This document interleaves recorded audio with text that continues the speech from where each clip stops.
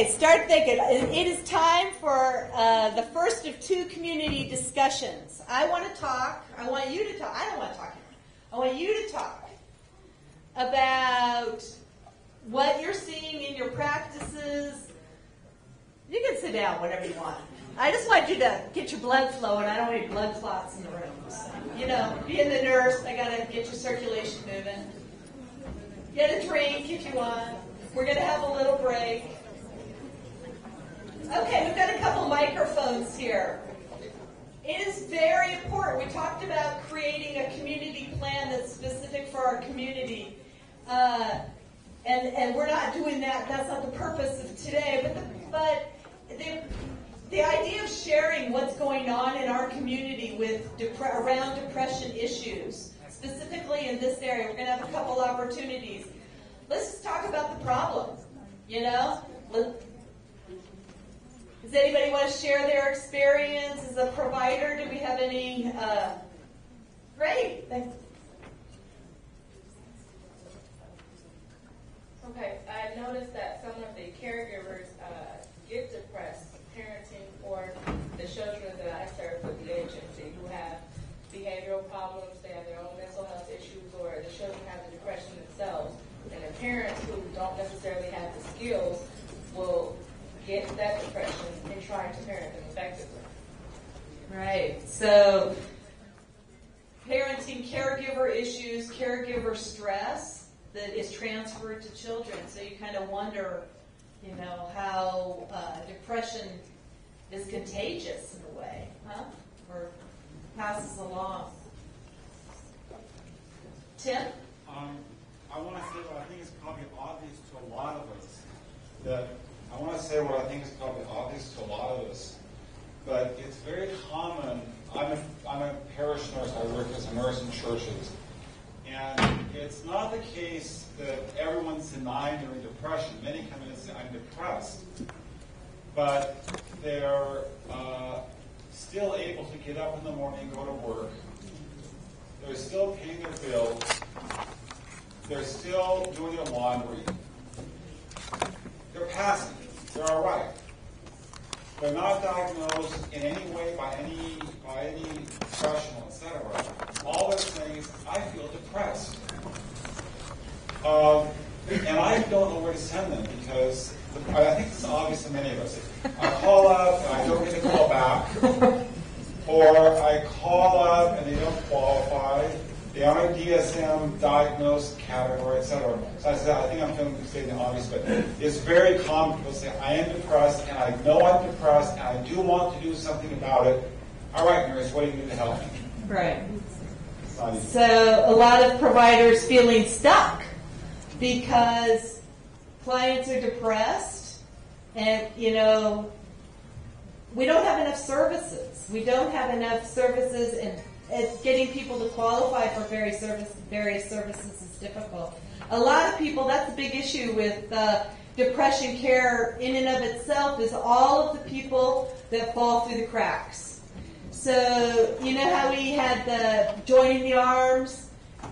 So we're trying to make a safety net so that fewer people fall through the cracks, and that we can, create a system for access to care. But, it's huge. It's huge. We know about it in medical care, substances. Every single program is impacted by this economy. The people are impacted by the economy. Depression's getting worse, and we have no place to send them.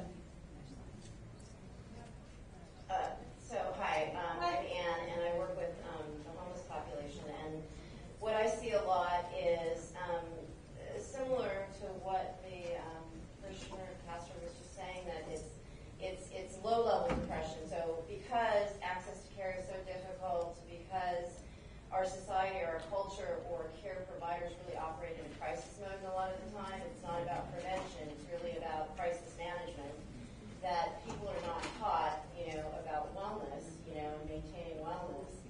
And I think there's also a lot of stigma around mental health issues, and that's what I see as a greater problem. People that are obviously access one diagnosis,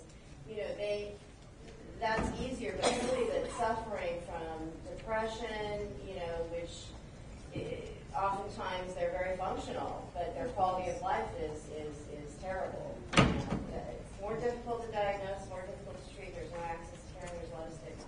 Okay.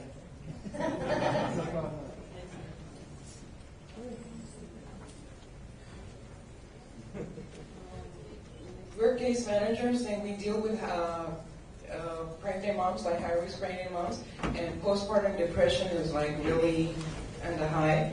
And we're in the Senior Valley, and we do not have a place where to refer this woman.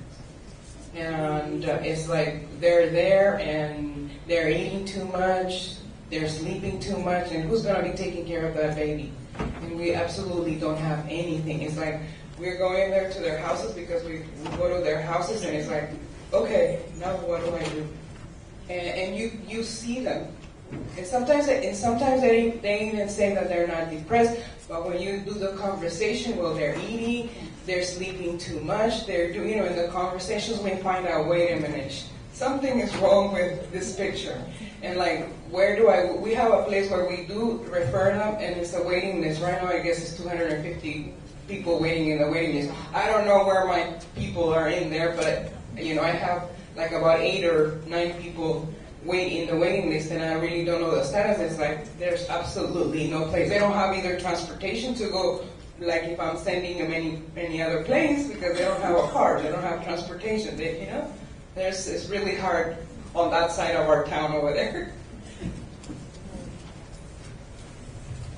So if you think of yourself a care manager and being a provider, if you had the extra skills, a lot of, you might be able to get the care going yourself. I do some kind of treatment, like relaxation, and I don't know if anybody knows about Reiki. That's like some kind of therapy, like relaxation. And sometimes I even do, and I do, okay, let's do some treatment, and I do the treatment for them, and they kind of relax, and they say, that helps me.